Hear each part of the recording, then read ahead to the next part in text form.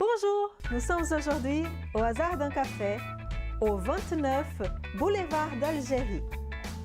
Le projet d'un café-jeu de proximité est venu remplacer l'ancien projet de café des enfants et a pour vocation de toucher un public plus large.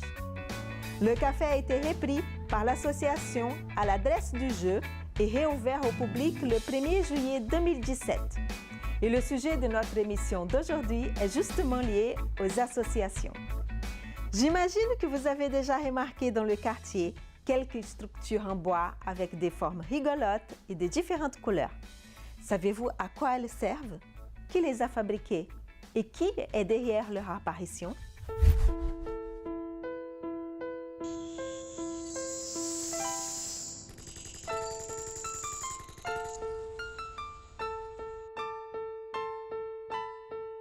C'est quoi ce truc en bois là devant ton immeuble?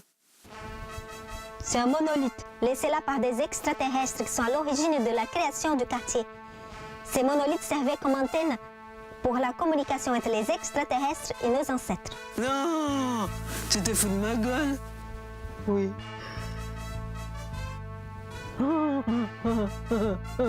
Le bâtard! Non, vas-y, wesh. C'est quoi? Sérieux? C'est un totem.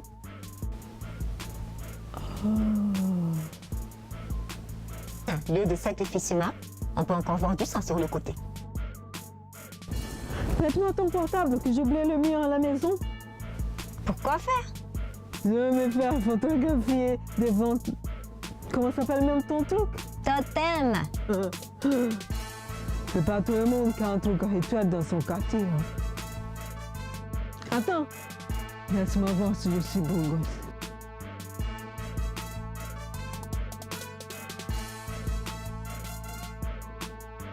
C'est sérieux là? Je viens. Sur la tête de ma mère. Prochain mec. Si tu veux t'afficher, affiche-toi. Mais fais vite, fais gaffe à mon portable. Sinon je te dégomme. Pauvre.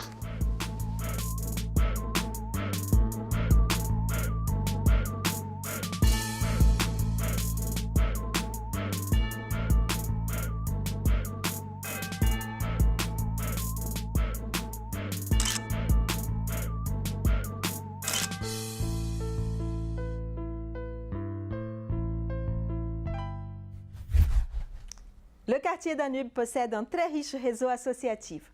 La rue de la Solidarité accueille à elle seule 14 associations qui proposent des activités culturelles et sportives, de l'aide aux devoirs, des sorties, des ateliers autour du recyclage, des cours de français, du théâtre, de la radio, de la musique. et la liste est longue.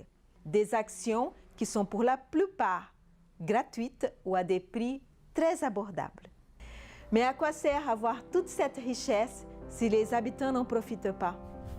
L'objectif du projet Totem, c'est de rendre visibles les structures associatives du quartier, puisqu'on s'est rendu compte que les habitants ne savaient pas forcément où elles se trouvaient. Et même si elles étaient nombreuses et riches et qu'elles proposaient des choses diverses pour les habitants, ils n'étaient pas forcément informés. Donc on a souhaité matérialiser dans l'espace public, par ces totems en bois, la localisation des associations et donc les rendre plus visibles pour les habitants. Et pour qu'ils puissent se repérer, les retrouver et se rendre compte qu'au pied de chez eux, il y avait des actions proposées, portées par des acteurs associatifs investis, engagés. Ces totems, ils sont complètement en lien, ils s'inscrivent dans une charte graphique du quartier. Et voilà, on espère que pour les habitants, c'est quelque chose de connu maintenant, que pour eux, ça renvoie à quelque chose qu'ils connaissent. Ces formes de petits personnages là, qui sont sur les totems et puis qu'on retrouve très régulièrement dans les affiches et les documents de communication proposés par Fabrication Maison. À partir d'un constat fait par la mairie de Paris et l'équipe de développement local sur la difficulté qu'avaient les associations de se faire connaître et les habitants de comprendre les propositions et les localisations des associations dans leur quartier, l'association Fabrication Maison a proposé en 2014 un grand projet autour de la signalétique et de la création d'une identité graphique propre au quartier. On a pensé cette signalétique avec les associations et les habitants sous forme d'ateliers ou de rencontres. Et en 2016, on a commencé à construire des totems de manière participative aussi, puisqu'on l'a fait avec des jeunes du quartier et la JAM. On a donc décidé de partir sur plusieurs axes sur cette signalétique. Il y a d'abord tous les totems, il y en a 21 environ. Il y a les fresques dans la rue. Pour l'instant, il y en a une qui est réalisée, mais on va en réaliser d'autres. On trouve des murs là avec l'équipe de développement local, dont des fresques qui seront soit une carte du quartier avec tous les totems, soit des histoires de quartier sur la mémoire du quartier. Nous avons aussi comme projet de faire une édition papier, soit sous forme de guide, de dépliant. On est encore en recherche pour expliquer justement tout ce projet, diffuser à tous les habitants pour qu'ils sachent un peu d'où ça vient et mieux connaître aussi les assos. Pour la création des totems, Fabrication Maison a pu compter avec la collaboration de deux autres structures. Extramuros, association située dans le 20e arrondissement et qui travaille sur la menuiserie, et le club de prévention AJAM, situé également dans le quartier Danube. AJAM a pu motiver un groupe de jeunes pour venir prêter main forte au projet. C'est un chantier qu'on a fait en deux phases. Il y a eu une première étape où les jeunes, on va dire, ils ont fait des totems à l'intérieur des cours pour signaler les différentes associations. Dans cette étape-là, il y a eu 2 filles, 2 garçons, âgés de 17 à 19 ans. Voilà. Et la seconde étape, ça a été avec 1 fille et 3 garçons, plus sur des totems à l'extérieur. Pour certains, on les connaît depuis un certain temps, ils sont accompagnés par l'équipe éducative sur diverses démarches. Et d'autres qu'on a inclus sur ce projet-là, ça nous permet aussi, après, par la suite, de les accompagner sur d'autres difficultés qu'ils peuvent avoir voilà, sur le quartier. Ce chantier éducatif, en fait, il nous a permis par la suite d'orienter des jeunes vers la mission locale pour qu'ils reprennent justement, qu'ils soient orientés sur de l'insertion, sur de la formation, sur des choses comme ça, ou d'autres chantiers qui nous permettent aussi de les accompagner, de les mettre en lien en fait, avec des adultes, avec des professionnels tels que Extramuros par rapport à la menuiserie là. Et ça a permis par exemple à un jeune de se renseigner sur de l'alternance autour de la menuiserie. Voilà, c'est aussi une découverte de métier pour eux.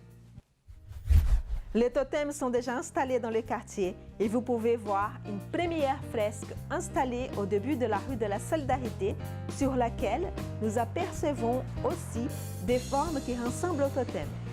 C'est ça qu'on appelle une identité graphique. On identifie rapidement qu'il s'agit d'un événement du quartier grâce à la présence des mêmes éléments graphiques dans tous les supports de communication. Maintenant, vous savez qu'à chaque fois que vous croisez un totem dans le quartier, cela signifie qu'à cette adresse se trouve l'association dont le nom y est écrit. Afin de mieux connaître le réseau associatif du quartier et les actions proposées par les associations, je vous invite à consulter ce catalogue qui a été créé par la Ligue de l'improvisation, association aussi présente dans le quartier. Vous trouverez ces catalogues chez toutes les associations. J'espère que vous avez aimé cette vidéo. Si c'est le cas, pensez à cliquer sur le like. Je vous rappelle que vous pouvez laisser un commentaire sur la page. Vous pouvez écrire ce que vous pensez des totems, par exemple.